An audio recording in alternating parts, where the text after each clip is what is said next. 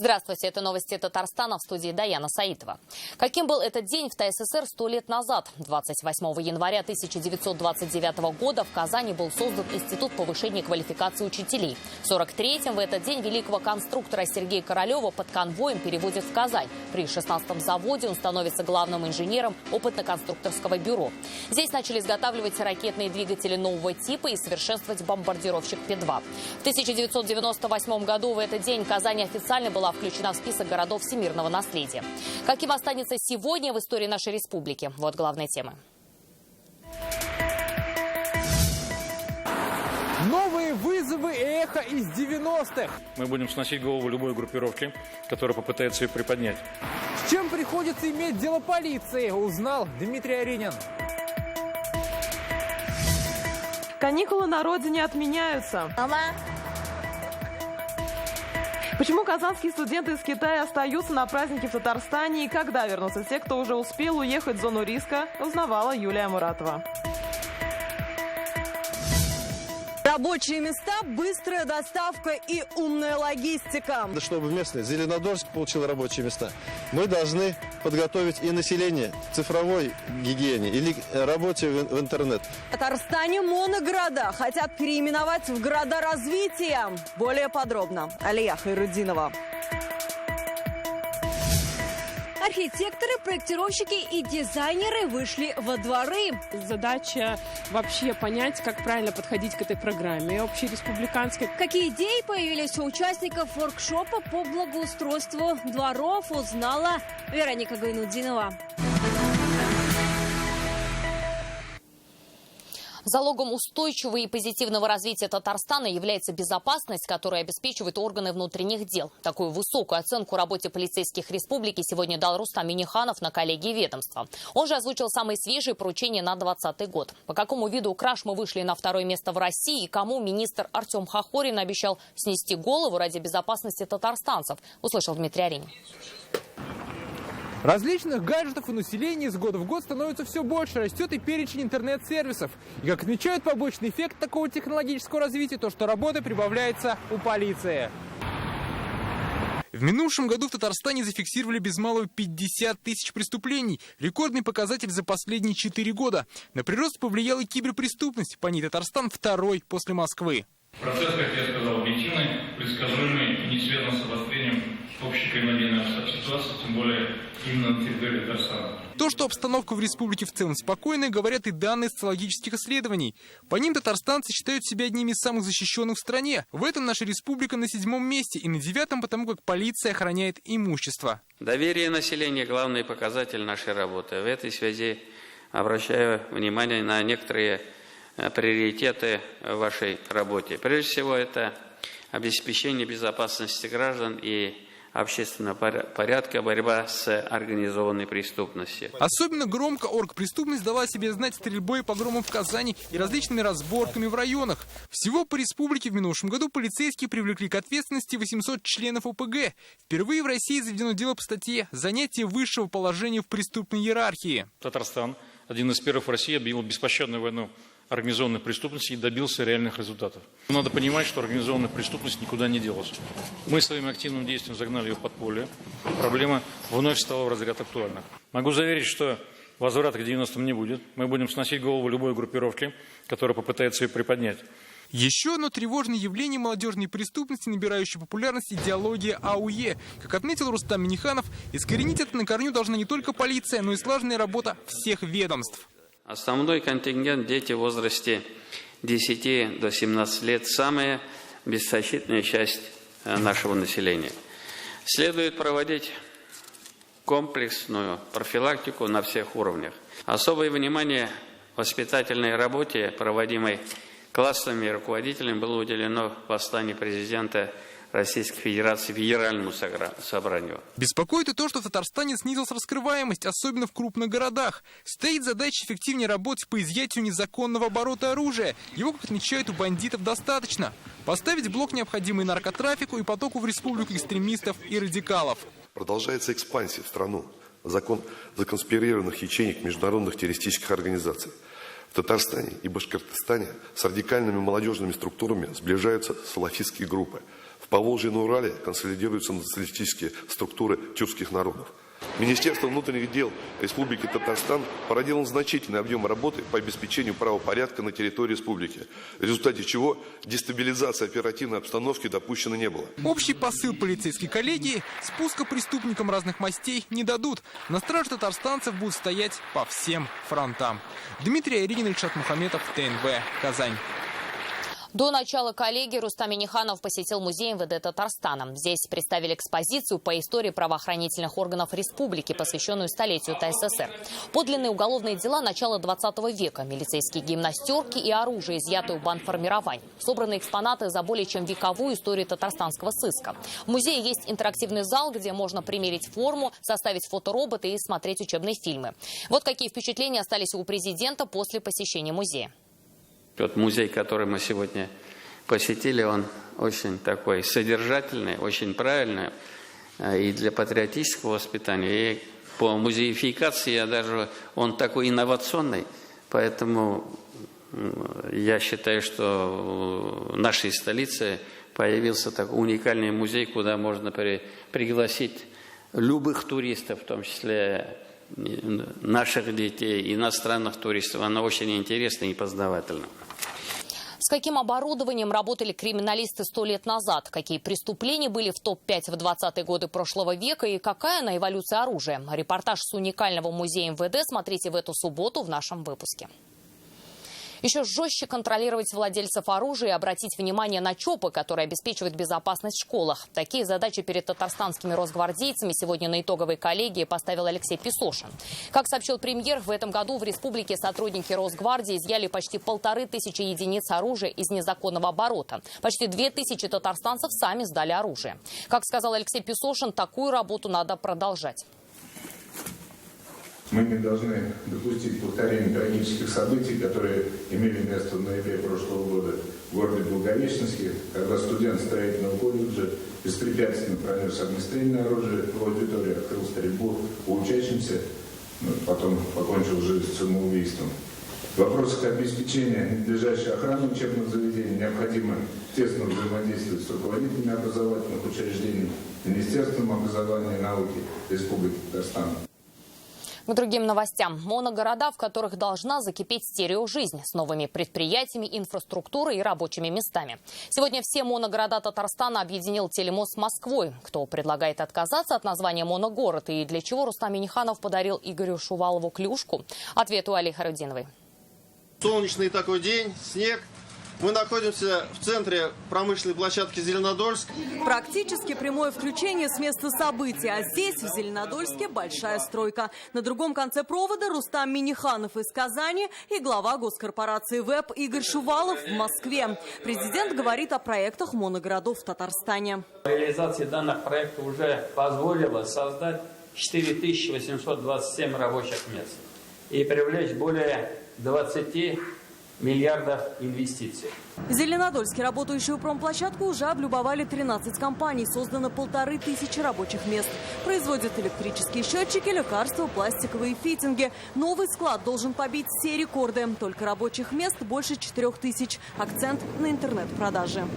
Если раньше, мы помним, были очереди, потом мы что-то искали в интернете, то сейчас в 2 клика это окажется в пункте продажи. Это надо, чтобы местные. Зеленодольск получил рабочие места. У Татарстана уже назрели новые проекты. Строительство транспортной инфраструктуры Камских полян в том числе. А вот название моногорода в федеральном центре предлагают забыть. Не хотим мы больше моногорода называть моногорода. Хотим, чтобы они назывались так, чтобы это было всем завидно. Пора уже от слова моногорода, города развития или там еще инновационные города. В фонде обещают, любую инициативу Татарстана поддержат. Все, что татары обещают, никогда не подводили. Я не помню ни одного случая, когда у нас что-то не получилось. Как видите, строительные работы ведутся и сейчас. Сегодня в конце переговоров Рустам Минниханов дарит Игорю Шувалову клюшку и шутит: если будут ошибки в работе с моногородами, можете ее использовать. Игорь Шувалов на телемост приходит тоже не с пустыми руками. В честь столетия ТССР дарит президенту республики карту Казанской губернии. Алия Хайрудинова, Марат Зайдуллин, ТНВ, Зеленодольский район. Татарстан-Стат готов к цифровой переписи населения. О технологиях и методах, которые применят уже в октябре, сегодня говорили на коллегии. Она прошла в расширенном формате за одним столом с Госкомитетом по социально-экономическому мониторингу. Оба органа ведут подсчет всего, что происходит в республике. Как полученная информация помогает ее развитию, услышал Рамиль Шайдуллин. Все наши сотрудники приходят на рабочее место и начинают производство статистической информации.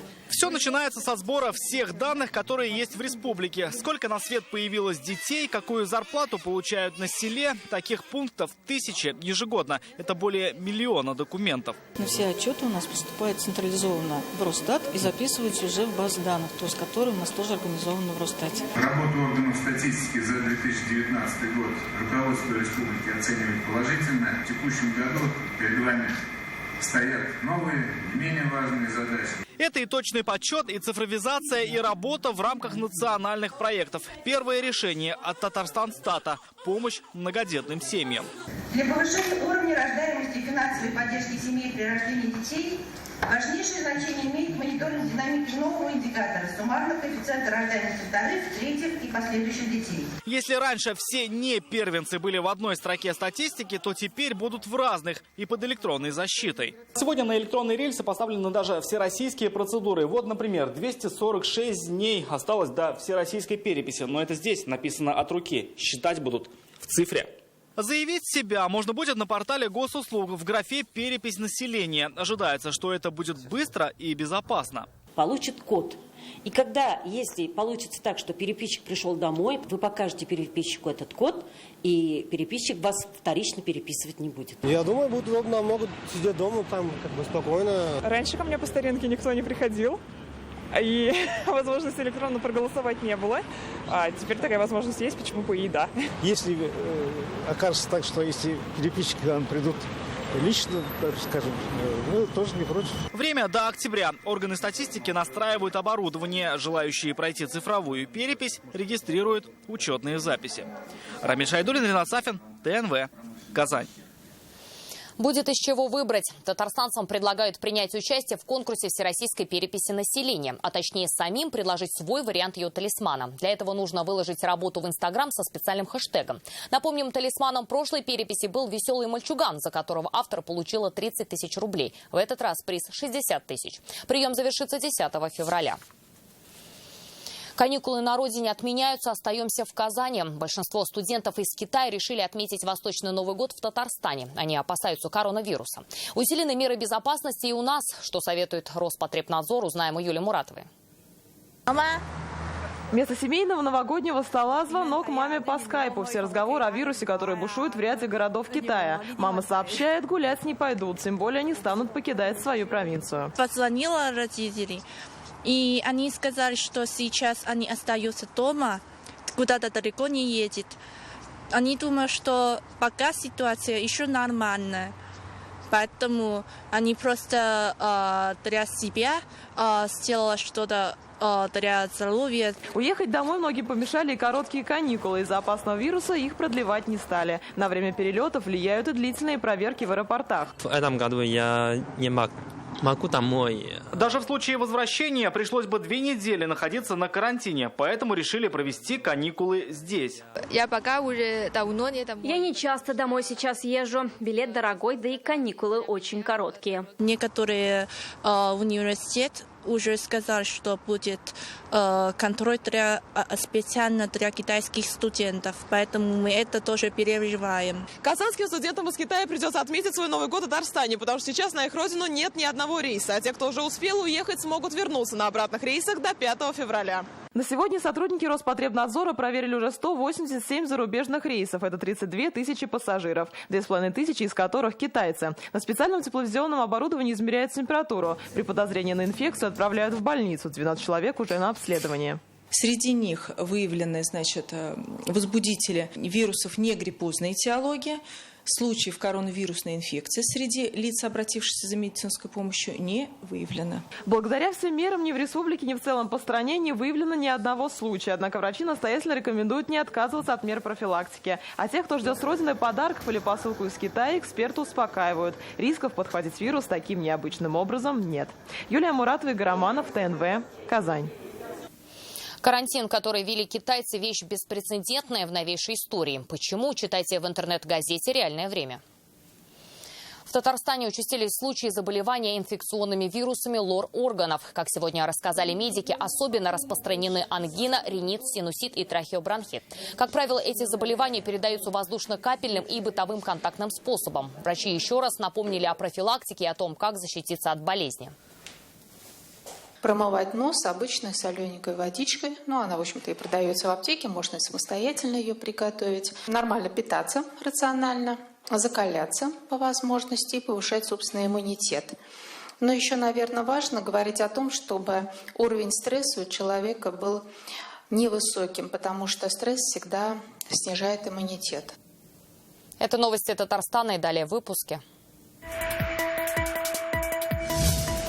В зоне особого внимания. Возбуждено 22 уголовных дела. Изъято 693 грамма наркотиков. Сколько преступлений пресечено сотрудниками УФСИН за прошлый год, расскажет Рамиль Галиулян.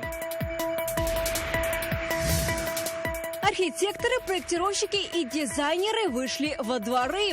Задача вообще понять, как правильно подходить к этой программе общереспубликанской. Какие идеи появились у участников воркшопа по благоустройству дворов, узнала Вероника Гайнуддинова.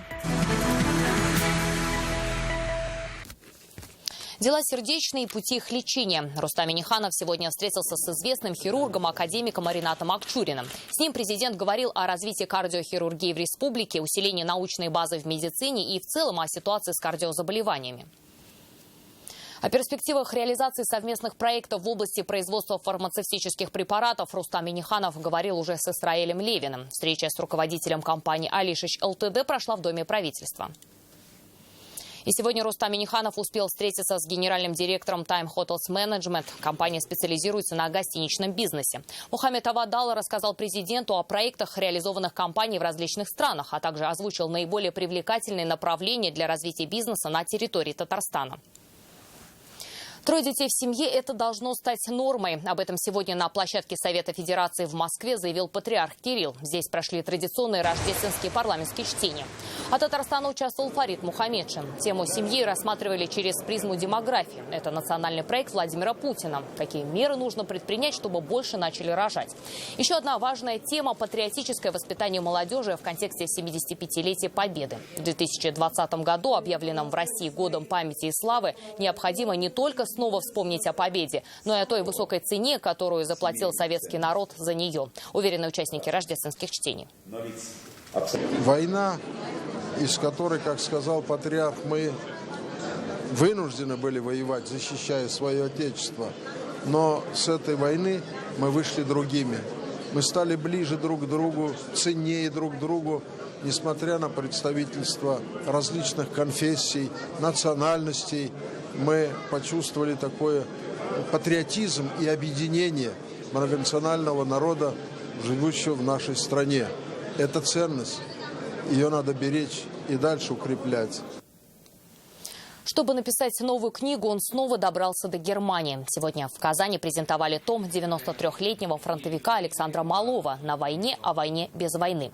Чтобы написать ее, ветеран заново проехал по местам боев Великой Отечественной войны. Автор признался, ему не удалось посетить госпиталь, в котором он лежал во время войны, и другие дорогие памяти места, которые теперь, к сожалению, уже исчезли.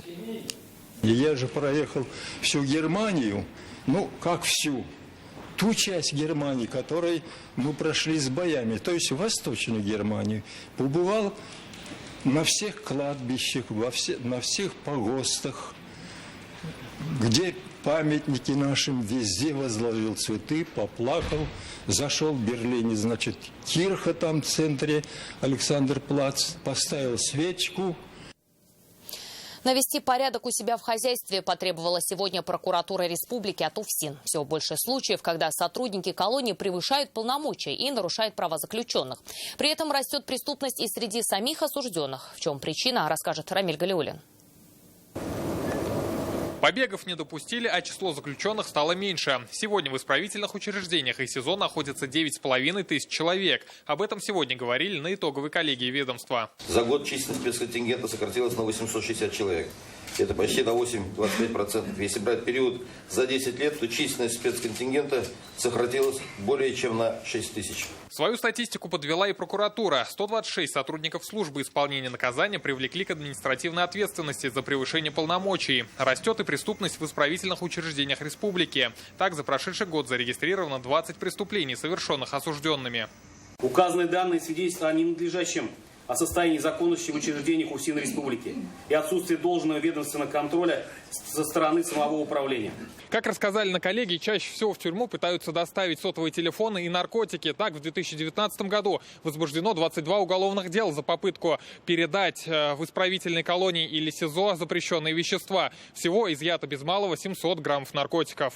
Зашла речь и о занятости заключенных. В прошлом году на собственном производстве удалось заработать более 50 миллионов рублей. К труду привлечено более 3000 человек.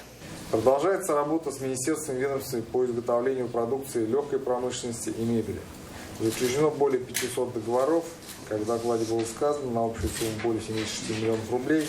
Это влияет и на возможность досрочного освобождения, и на перевод на более облегченные условия содержания. И в этой части также есть, где, да, действительно, не хватает рабочих мест, но есть, когда сам осужденный не хочет работать. Еще один вопрос – переполнены следственные изоляторы. Решить эту проблему должно новое СИЗО в Казани. Его сдадут в 2026 году.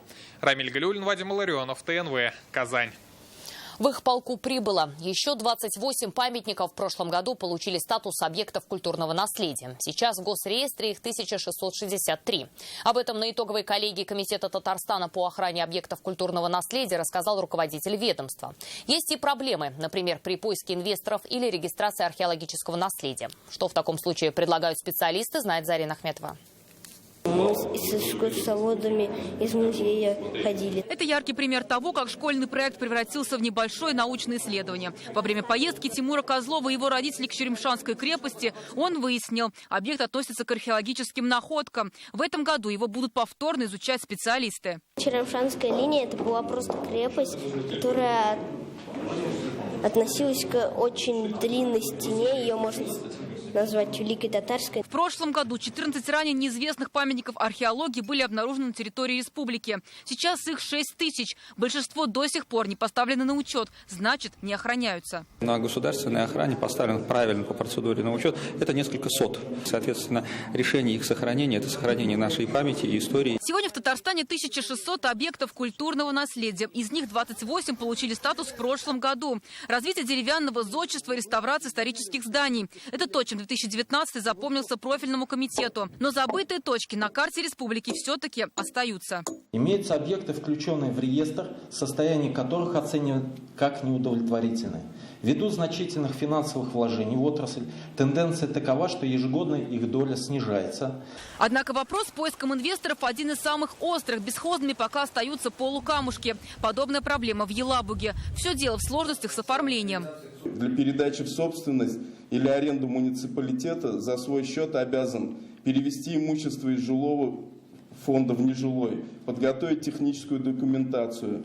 Проблема есть у реставраторов. Вот яркий пример. Дом Багаудиновой на улице Марджани конца 19 века. По словам девелоперов, подлинное восстановление этого объекта невозможно, так как его территория уже значительно уменьшилась. Кроме того, у здания несколько собственников, потому ждать разрешения на реставрацию пришлось 9 месяцев. Практически рождения ребенка. Чтобы такого не было, должен быть четкий план работы. Я прошу точно утвердить линейку действий инвесторов в случае, если это объект культурного наследия, объекты ЦГФО. Также вице-премьер поручила главам муниципалитетов обратить внимание на те исторические постройки, которые имеются в районах, а некоторым поискать, что сохранять. Зарина Ахметова, Адель Мендубаев, ТНВ, Казань. Лучшие дизайнеры республики пошли по дворам. Изучают, как можно сделать современными придомовые территории. В Казани, Челнах и Альметьевске сегодня начались воркшопы. Все по президентской программе «Наш двор». Какие идеи появились у архитекторов и совпадают ли они с мнением жителей? Вероника Гайнудинова.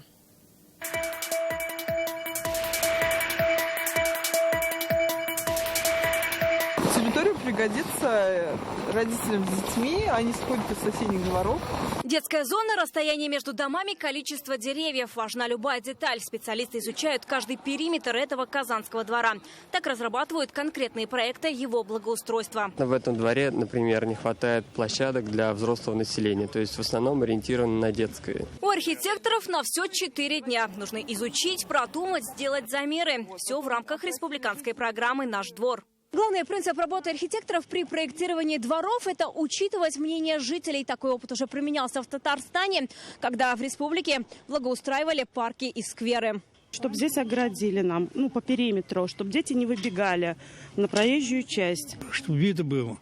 А это у нас что, или песок, или грязь, и больше ничего нет. Проекты могут быть как типовыми, так и индивидуальными. Главное – сделать площадки современными. Объединить это все в единый имущественный комплекс, чтобы жители 10 дворов, в принципе, являлись такими собственниками общего имущества. У одних будет спорт, у других может быть крупная детская площадка, у каких останется только зеленая зона. То есть рассматривать эту территорию более комплексно. Казань, Челны, Альметьевск, Арск. В каждом городе своя рабочая группа. Если одни архитекторы занимаются застройками от 50-х до 90-х годов, другие сельскими дворами, у третьих площадки в больших кварталах. Так в Челнах по программе обновят 638 дворов. Парковки нам не надо, чтобы площадка была. У нас дети играли. Сетку поменять, бельевую. В Альметьевске у жителей другие предпочтения. После прогулки по дворам обсуждение за круглым столом. Это восстановление тротуаров, восстановление дорожных покрытий, площадок твердых бытовых отходов, наружное освещение. Мнение жителей услышали, что их волнует при выполнении этой программы.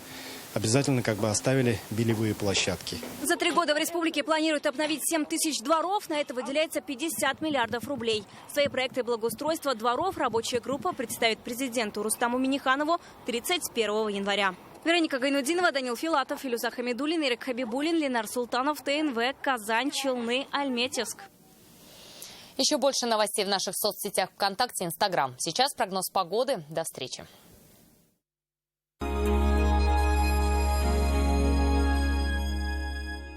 В автоцентре марка Nissan Qashqai от 1 миллиона 120 тысяч рублей. Зимняя резина и 100 тысяч на сервис в подарок. Звоните 4 пятерки 3 единицы. Вы еще не слышали? Ипотека от 1%. Квартиры Акбарс Девелопмент. Звони сейчас. Телефон в Казани 295 77 77. Канавто на Минской возобновляет госпрограмму «Первый и семейный автомобиль». Обменяйте свой автомобиль на новую «Лада» с выгодой до 155 тысяч 90 рублей. Особые условия на автомобиле «Лада» с ПТС 2019 года. Канавто 512 12 12. Васильевский шифаханасына юл тотабыз. Саф һава, туклыклы ризык, күп төрле дәвалау алымнары. Тәүлегенә нибары 1490 сумнан. Барлык номерларга да 20% ташламалар.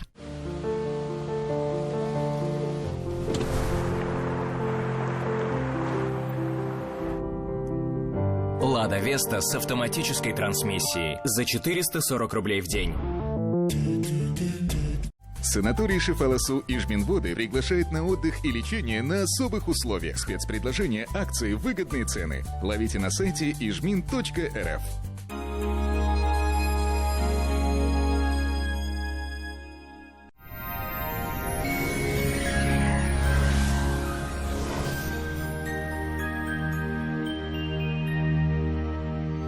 Здравствуйте! В студии София Егорова. Подробнее после полезной информации.